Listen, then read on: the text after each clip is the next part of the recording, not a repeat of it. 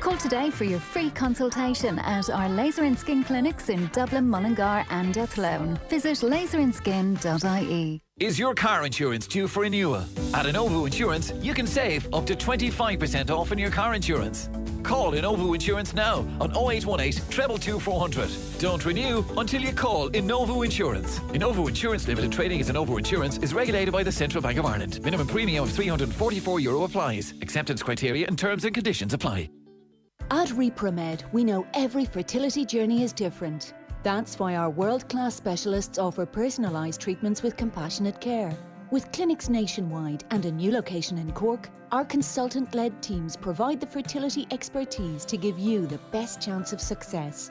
Start your fertility journey at repromed.ie. We look forward to welcoming you to our Plaza motorway service stations. Quality food and forecourts with Supermax, Papa John's, Super Subs, Bewley's Barista, Max Place Deli and Spar. Come for the fuel, stay for the food. The Plaza Group, the perfect pit stop on your journey. Now open at the Portlaoise Plaza.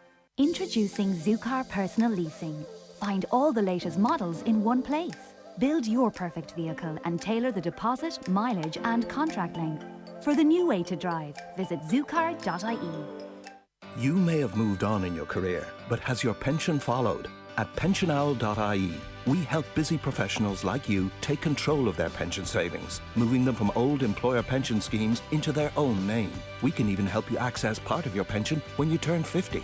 If you've moved on, but your pension hasn't, go to pensionowl.ie and take our 60-second survey to see if you qualify. Make the wise choice with pensionowl.ie. Sparks Wealth Limited, trading as Pension Owl and Sparks Wealth, is regulated by the Central Bank of Ireland. Football on Off the Ball. With Sky, proud partner and supporter of the Republic of Ireland women's national football team. This is News Talk. You're welcome back. Nathan with you on this Thursday evening. So 2 Premier League games getting underway in around 15 minutes. Wolves against Arsenal and also Liverpool against Leicester. Mo Salah on the bench for Liverpool. Sadio Mane not involved. Luis Diaz starts for Liverpool at Anfield. It's just gone 7:30. John Giles is with us. Evening, John. Evening, Nathan. We get on to what's happened in the week's football in a moment, but the biggest story has been surrounding Kurt Zouma and the shocking video that emerged of him kicking and slapping his pet cat. Listen, I think it goes out saying that, but condemn what Kurt Zouma did. I'm interested in how you feel David Moyes reacted to it in playing Kurt Zouma on Tuesday night against Watford, saying that he was basically to focus on the football side of things, that he was a human being and an animal lover, but that he was also responsible for getting results. I think he came out of it very badly, Nathan, to be honest. Worse than Zouma, who had committed the offence against the poor little cat. But I thought David Moyes handled it very, very badly. I mean, what he was saying was, my job is to pick the best team I can.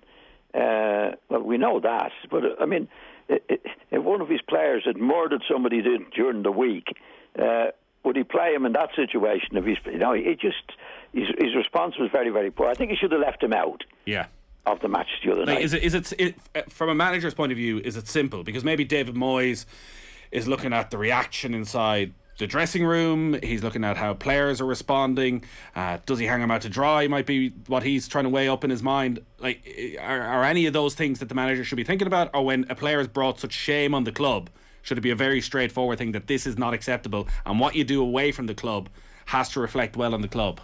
Has to, Nathan. I mean, football obviously is very important to David Moyes and the West Ham players and the West Ham club. But when you get a situation where somebody's in the paper or even on the television abusing a little cat, I mean, that's nothing to do with football. I mean, David is saying, well, I've got to pick my best players. In other words, everything is not off limits when I'm picking the team. You know, and I think the supporters, the West Ham supporters, had to go at Zouma for doing what he did. So I think David handled it very, very badly, I must say, in the situation he was in. What he was saying was, I don't care what any of my players do, my job is to pick the best team available, as if, football is the most important thing in the world in relation to whatever happens outside of football. And that's just not the case, you know. And I think if he had his time all over again, I think he would have made a different statement to the one he made and played the player. To be honest, I don't think he should have played the player. He should have left it off and said, well, the club, can't stand for this type of behaviour, even if it's a little cat. You know, we don't stand for that. Rather than football is everything. It doesn't matter what he did, what anybody did. My job is a professional man, and I've got to pick the best team available. Well, I don't think it washed. I think David came out of it very, very badly. I guess in any dressing room, there has to be a line, and Kurt Zouma crossed that line by any reasonable stretch of what a culture or what's right or what's wrong. Kurt Zouma crossed it, and look, you don't have to go to as extreme as what if he had murdered someone, would he drop him? But even at what he did and what was videoed and what shocked everybody, it's hard for David Moyes to go back from that then when there are other issues around West Ham, whether it's, I don't know, nights out, whether it says something about the culture that is there, that is allowed to happen, and the player doesn't face any punishment in terms of missing game time. Yeah, I just thought he handled it very, very badly. If he had his time all over again, I'm sure he would do it different. But it was just outrageous. In other words, it doesn't matter what the player did. I'm the manager and I've got to pick my best team. As if playing football was the most important thing in the world in relation to what he did. Like a poor little cat to behave in the way he did and caught in the act. That was bad enough. And then for his manager, who's a much older guy and should have more sense, condones it. Really, that's what the action was, to let him play in the match. I'd say if he had his time all over again, David Moyes, he wouldn't do what he did. It was very silly response to what was a really dreadful situation by the player. It doesn't matter whether he's professional football or what he was. I mean, his behaviour to a little animal was dreadful, and to say, well, I have to pick the best players, and that just didn't wash. I think the West Ham supporters had to go at him. His own supporters, it just wasn't on. Yeah, it does seem to have thrown petrol on the situation, because we see sponsors now trying to disassociate with themselves with the club. Zuma's own personal sponsors dropping him as well, that actually, rather than dealing with the situation, which was a very serious situation, drop the player for 1-2 matches, find the player, take appropriate action, and at least as a club you're protected then. Kurt Zuma's reputation is going to be damaged forever because of this, but actually now David Moyes' reputation, as you say, is also going to be damaged for the foreseeable future. I think David come out of it worse. Because you expect more from him. I think David come out of it worse. Instead of punishing him and saying you're not playing and we have to look at it, he's more or less condoning what Zouma did.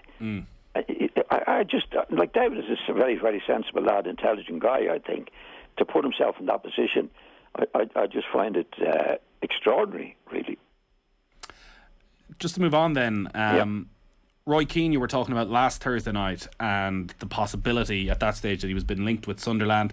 It's dragged on till today, when the reports are that Roy Keane has turned down the chance to go back in at Sunderland. Is this...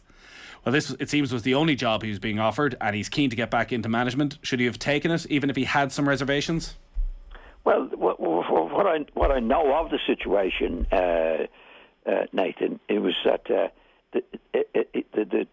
the owner is a 24-year-old lad who has a sporting director, from what I can gather, Christian Speakman, and it looked like that the sporting director, which is usually the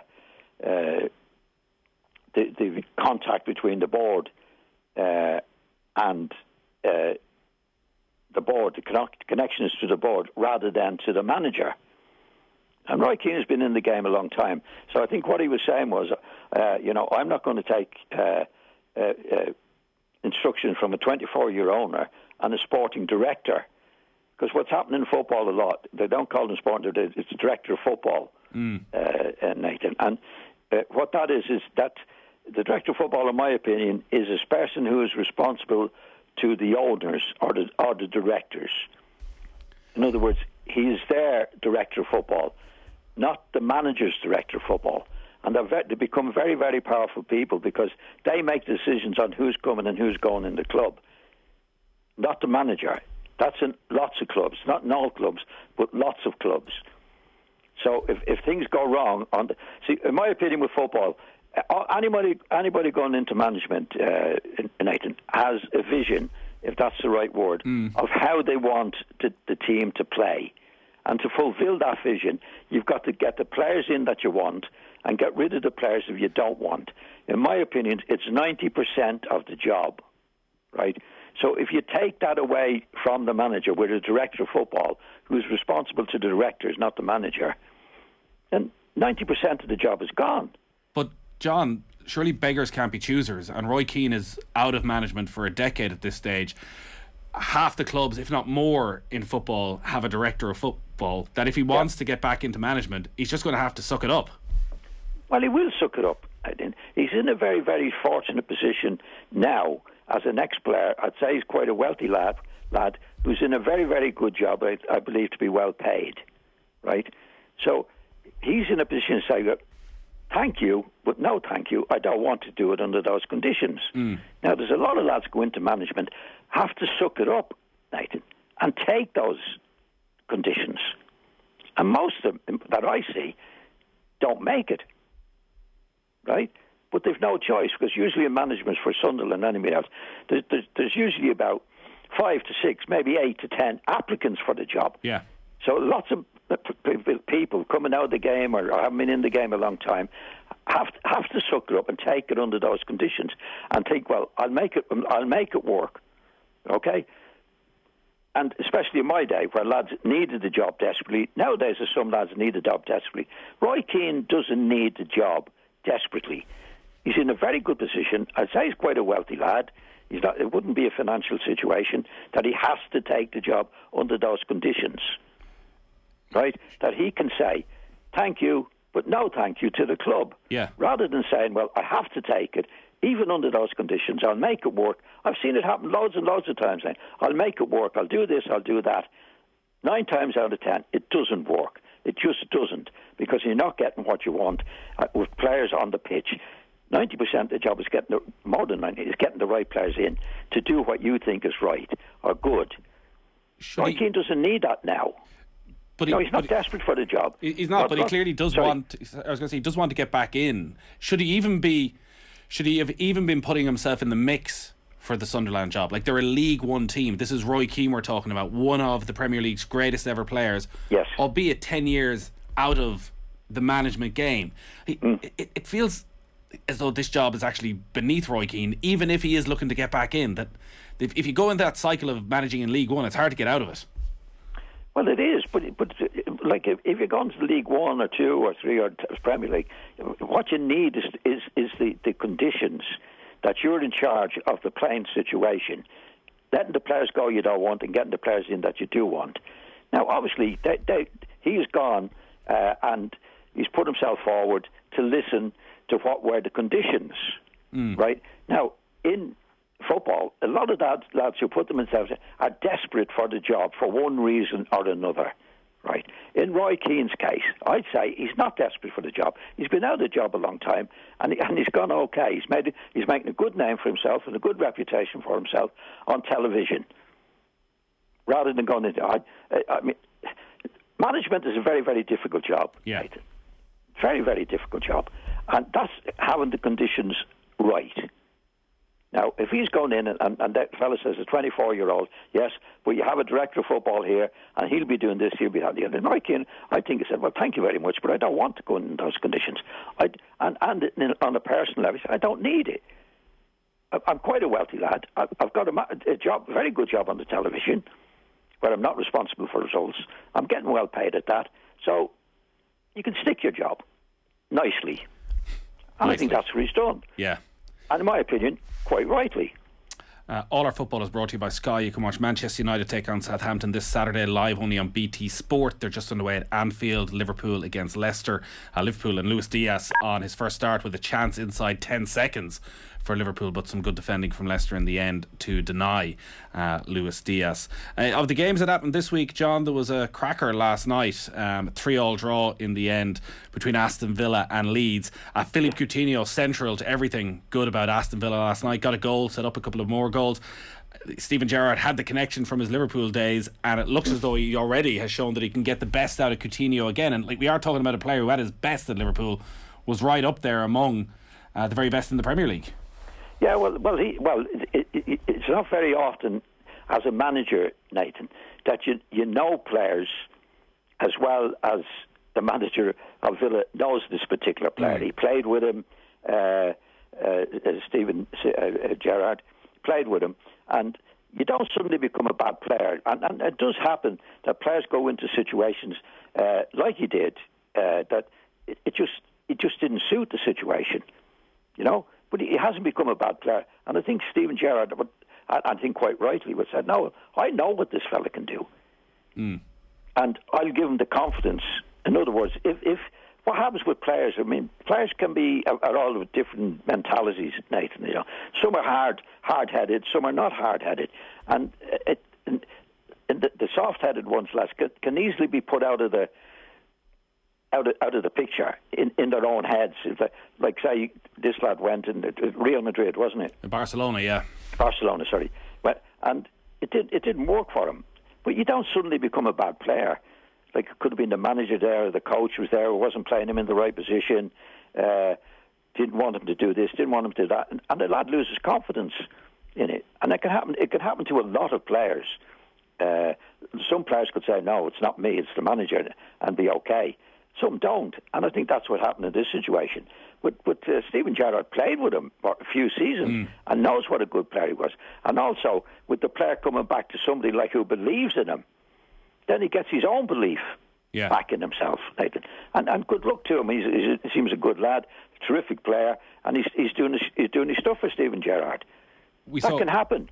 We saw a couple of players like that last night, actually, in that game, because Dan James, obviously a very different scenario. He went to Manchester United as a young kid in that sort of role where you're starting one game, on the bench another game, have to make an impact, and United are in disarray anyway, so he never really settled. He's getting a run of games, a run of starts now under Marcelo Bielsa at Leeds, and looks like he is fulfilling that potential that everyone saw. Yeah, well, he scored 2 last night, I think, and he scored a couple last week as well. So it took him a while to get, as it does with a lot of players, to settle into the club. And I think he's playing more now as a sort of a centre forward with a bit of freedom. He was playing on the right wing a lot. But again, it's settling into it. It's settling into the club. It does take a little bit of time. I mean, just my own case, when I moved to Leeds from Manchester United the first year, I played okay, but no better than okay. Right. So it can take time to settle down. And in this case, with like he's playing, I think he's more central position. He scored 2 goals last, scored 2 again, and now he's off and flying. But it does take a while to settle down. And the manager is very important in that place. You know, encouraging him to do what he's doing. See, a lot of managers are different. A lot of managers would say, "Oh, look, this fella's no good. Get him out of the place," before he's been given a real chance. Yeah. So it can happen. And like once you go into a new club, Nathan, there are a lot of traps that you can fall into. You know, lads can't settle down and doesn't get on with the crowd. The crowd don't take to him and all that. And there are other men like Coutinho, as you say, went away, didn't settle into for whatever reason, didn't settle into it. Now he's come back. He knows somebody believes in him. Steven Gerrard believes in him. He played with him and would tell him, "I know what you can do. You don't have to prove anything to me." So all players are different when it comes to moves, Nathan. But James, as you say, is coming good. He's coming at a time when they need him. Do you think Leeds will be all right? They've had a few injuries, Leeds. They don't have a big panel. And I think Bielsa's done a great job with them, and they got like they were behind last night, and it shows the fighting spirit's there for them, and to get out of trouble. Yeah, as we can see. So, and James is very, very important player for them. Now, we're really tight in time, unfortunately, John. It's still scoreless between Liverpool and Leicester and Wolves and Arsenal. We'll make sure we have plenty more time next week, and you can go and watch the match, which are just underway. But great stuff as always, John. Thanks, Nathan. Thanks again. John Bye. Giles there every Thursday, 7:30. You can get that if you missed any of it on the OTB Sports app. Football on off the ball. With Sky. Catch the biggest live Premier League games every weekend on Sky Sports. I'm Sam Shed, Power Tool Protector Garden Angel. A mess on the inside, but I know what I saw outside. A cat, no, a man burglar, hopped Sam's back hedge and stole his bike. He couldn't believe it, but FBD did.